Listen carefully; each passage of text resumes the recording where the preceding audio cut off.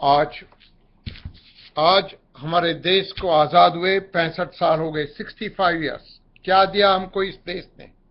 क्या दिया इस राजकारणियों ने हमें? इस राजकारणियों ने, चाहे वो सत्ता में हो और चाहे विपक्ष में हो, उन लोगों ने हमें दिया है भूखमरी, गरीबी, बेरोजगारी और करप्शन। ये सब नाता उनसे जुड़ा हुआ है। ना तो विपक्ष उससे भाग सकता है, ना तो सत्ता में रहे हुए लोग भाग सकते हैं। उन लोगों ने हमें दिया है ये सब कुछ 65 साल के बाद। आज उन जो सत्ता में थे, जो विपक्ष में है, जो प्रधानमंत्री रहे, जो मंत्री रहे, या तो जो एमएलए या तो एमपी रहे, किसी भी पार्टी में जाके उनसे पूछो, जब आप पहली बार चुने गए थे तो आपकी मिल्कत क्या थी? आज इतने वर्षों के बाद आपके पास इतनी मिल्कत कहां से आई? ये जानने की चीज है। मेरे भाइयों, मेरे बहनों, ये लोग हमारा सौदा करते हैं, हमारी मातृभूमि का सौदा करते हैं। जब जब भी सत्ता में आते हैं या तो विपक्ष में बैठते हैं, ये दोनों मिले हुए लोग हैं। हमें अब जागने का वक्त आ गया है। 2014 का इलेक्शन, ये इलेक्शन एक ही मुद्दे पे लड़ना चाहिए और वो है करप्शन। आज ना तो विपक्ष कुछ बोलता है करप्शन के लिए, ना तो कोई सत्ता में रहे हुए लोग बोलते हैं करप्शन के लिए, क्योंकि दोनों ने वो काम किया है। कर्नाटक में जो सत्ता में थे अभी मुख्यमंत्री मिस्टर येदुरप्पा और उनकी टीम ने भ्रष्टाचार किया। आज उन लोगों को वापस विपक्ष ले रहा है। जो उनके प्रमुख थे पैसों के साथ पकड़े गए। जो उनके प्रमुख है, जब वो महाराष्ट्र में प्रमुख थे, जो महाराष्ट्र में नितिन गडकरी जी, उस समय वो सिंचाई मंत्री थे, उन्होंने एनसीपी के साथ मिलकर भ्रष्टाचारी की। और कांग्रेस को तो हम जानते हैं, वर्षों से जानते हैं कि भ्रष्टाचारी उनका एक मूल मंत्र रहा है। उनसे वो हट नहीं सकते और विपक्ष उनसे भागीदारी करते हुए भाग नहीं सकता। इन दोनों चीजों को हमें याद रखना चाहिए। आज एक व्यक्ति आपके सामने आया है जो बोल रहा है क्या corruption is the cause of all things. मैं आपको बोल रहा हूं, वो सत्य है। एक बार करप्शन इस देश से हट जाएगा, अपने आप गरीबी चली जाएगी, अपने आप रोजगार बढ़ते हुए रहे आपको नजर आएंगे।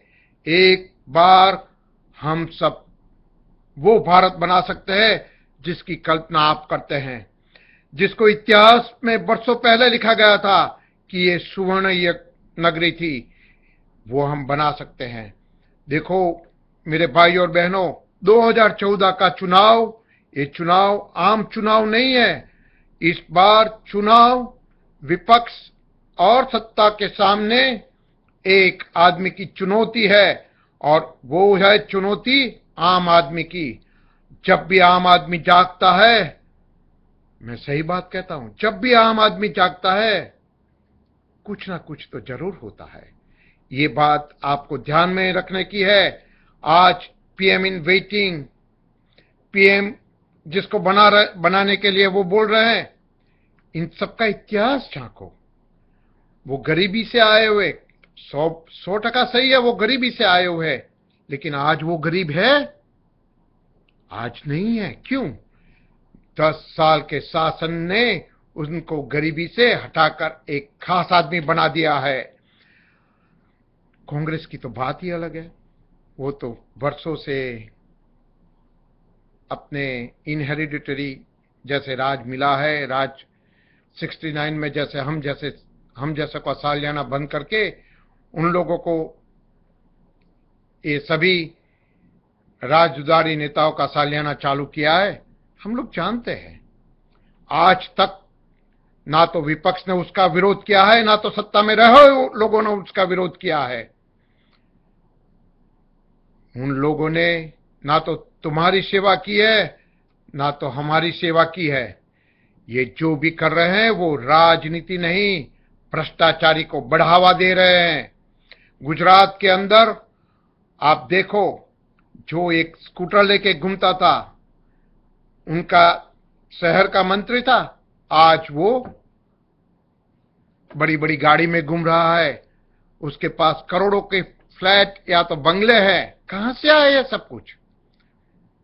भ्रष्टाचार के बिना इज नॉट पॉसिबल। ये सब सत्ता के दलाल है, चाहे वो विपक्ष में हो चाहे सत्ता में हो। आम आदमी जागो, जागो और इस देश को आप बचा सकते हो।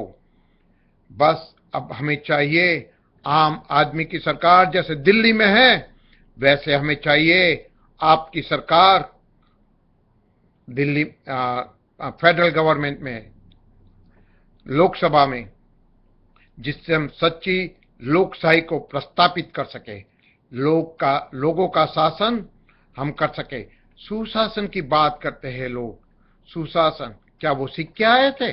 हम भी दे सकते हैं, हम भी दे सकते हैं वो सुशासन, उनसे भी कहीं ज्यादा, उनसे भी कहीं बेहतर, उनसे भी कहीं अधिक। मेरे भाइयों, आप में विश्वास रखो और ये जितना भी हो सके उतना आप फैलाओ, ताकि सबके मन में आपके लिए सम्मान हो।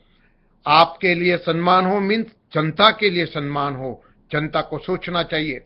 आप मजहब की राजनीति छोड़ दो, हिंदू या मुस्लिम या क्रिश्चियन सिख ईसाई सब छोड़ दो। पहले हम भारतीय है, भारतीय रहेंगे और भारतीय होने का हमें गर्व होना चाहिए। ये जो विपक्ष और सत्ता के जो दलाल है वो सब हमको बेच रहे हैं। तू हिंदू है, तू मुसलमान है, तू सिख है, तू ईसाई है, तू पटेल है, तू ब्राह्मण है, तू बनिया है। नहीं, हम भारतीय है, ये सोचो पहले।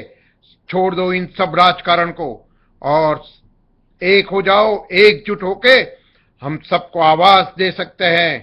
पहले ये होना ही चाहिए, आपको सरकार में आना ही चाहिए। ये मूल मंत्र आप सीख लो और ये मूल मंत्र से फिर आगे बढ़ो। जय हो।